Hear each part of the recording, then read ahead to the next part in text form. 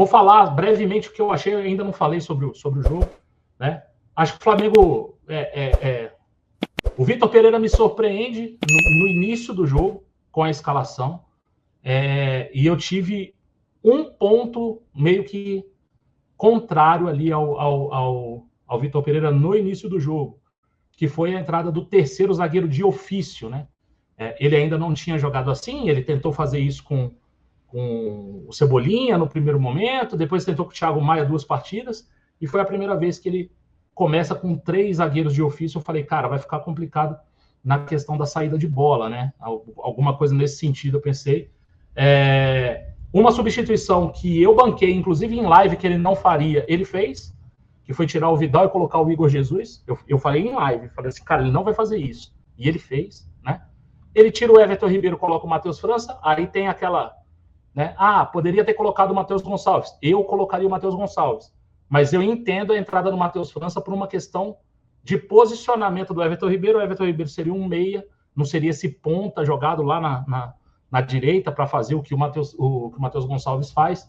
E ele entrou com o França. Eu teria entrado com o Matheus Gonçalves, mas eu entendo perfeitamente, né? O Cebolinha do outro lado, a Arrascaeta mais centralizado, o Gabigol na frente.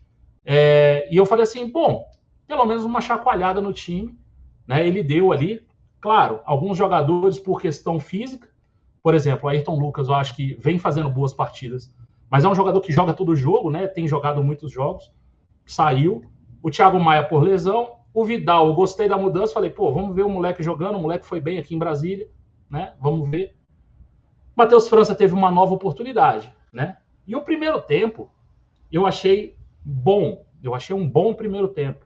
E aí eu explico por quê. Fala assim, Marcão, mas se você for ver, a gente nem criou tanto e tal. Cara, esse time do Vitor Pereira ainda não cria, né? Assim, é importante dizer isso. A gente não tem muita criação com esse time do Vitor Pereira. O gol sai de uma jogadaça individual do Cebolinha, né? Ele pega ali, finta 1, 2, 3 e bate bem, faz um golaço. O gol do Gabigol, que a gente pode até discutir aqui se foi falta, se não foi.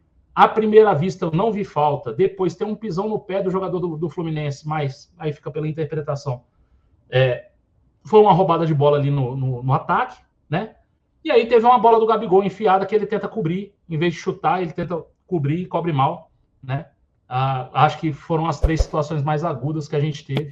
Uma bola, assim, criada, um passe, né? E os outros 2, uma jogada individual, uma roubada de bola.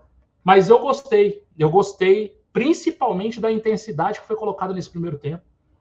Há muito tempo a gente não via esse time marcando pressão alta. A gente viu. E como é difícil marcar o Fluminense em pressão alta, né? Um time que consegue sair muito fácil com troca de passes ali. Sei lá, o David Braz deu uns 4, 5 chutão para frente no primeiro tempo. Eu falei, cara, tá complicando pros caras. Né? Teve uma bola perigosa do Fábio saindo ali também com o pé.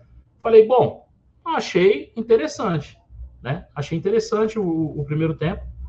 E até quando acabou o primeiro tempo, eu falei assim, até que ponto a gente vai conseguir ter gás para jogar dessa forma, né?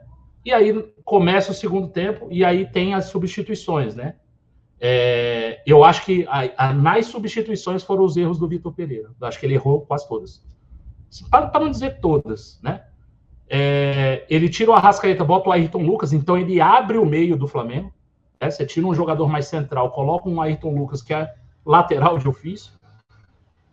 Você tira o Igor Jesus, que estava muito bem, na minha visão, muito bem, fez um baita primeiro tempo. Coloca o Vidal, que é um cara de menos marcação, apesar de ter jogado bem os últimos jogos, né? Mas é um jogador de menos marcação, então você enfraquece ainda mais o seu meio. E você tira o Gabriel e coloca o Mateusão.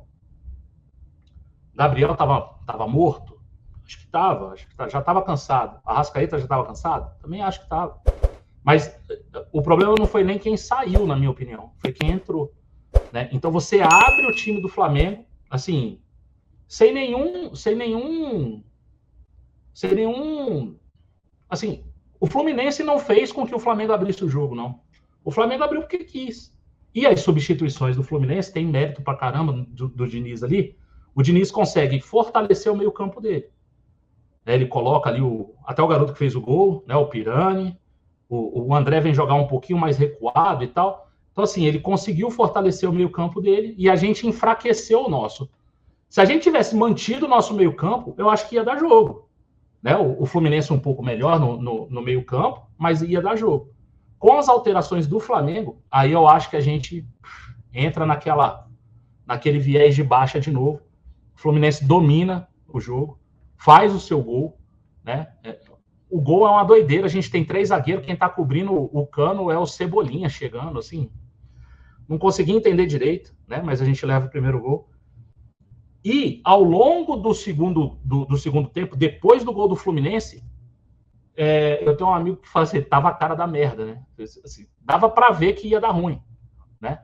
E algumas vezes eu falei, olha, a gente tá meio que...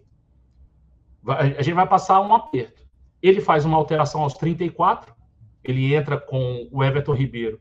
Acho que meio para tentar consertar a questão do meio campo, né? Para tentar colocar um cara mais por dentro no meio campo, né? E aí, na minha visão, ele mexe errado de novo. Ele tira o Léo Pereira cansado e coloca o Fabrício Bruno. Então, ele fica com 3 zagueiros de novo. Eu acho que naquela situação ali, dava para ele fazer o quê? Recua o Ayrton Lucas para a lateral, faz uma linha de 4, coloca o Matheus Gonçalves no meio. A gente já estava perdendo o meio. Então, se coloca um garoto para dar uma preocupação do lado esquerdo, né? Os caras estavam atacando muito por lá, né? Com áreas. Então, assim, eu acho que ele vacilou aí também. Com isso, com essas substituições, o Flamengo não rendeu o Everton Ribeiro não conseguiu jogar, né? E aí a gente começou a sobrecarregar nossa zaga. E aí, num bate-rebate ali como é que eles chamam lá? Aos trambolhões, né? A bola bate ali e volta, sobra no Pirani, que acerta o chute e faz o gol. Depois do gol, acabou o jogo.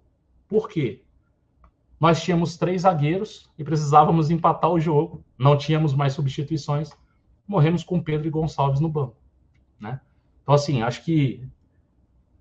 Marcão, você vê alguma coisa boa no jogo? Vejo algumas coisas boas, alguns pontos positivos. Mas eu acho que, sei lá, desde quando o Vitor Pereira chegou, eu acho que esse jogo foi o jogo que eu mais fiquei puto com ele. Eu acho que ele mais errou. Foi o que eu menos concordei com ele. Nem assim, não digo nem na escalação inicial. Né? Fiquei surpreso na escalação inicial, mas se mostrou correta, né? Deu certo o primeiro tempo. Mas no segundo tempo eu acho que ele mudou muito mal. O Fluminense faz uma alteração, ele não consegue reagir àquela alteração, né? E aí eu acho que o segundo tempo é bem ruim, muito pelas substituições que a gente faz no jogo, né? A gente leva 2 gols, poderia ter feito mais um gol ali no primeiro tempo, acho que poderia, tem uma bola do Arrascaeta também bem importante, que eu acabei esquecendo de falar. Mas no segundo tempo a gente viu que o Fluminense teve uma superioridade no meio campo, atacou mais e aí acabou conseguindo os gols. Eu acho que ele conseguiu construir muita coisa no primeiro tempo e no segundo tempo. Sabe quando você vai na praia, constrói um castelo de areia? Pô, o castelo ficou maneiro. Aí chega uma criança correndo, passa por cima, destrói o castelo inteiro. Acho que foi mais ou menos isso que aconteceu. Ele mesmo destruiu o que ele tinha construído no primeiro tempo.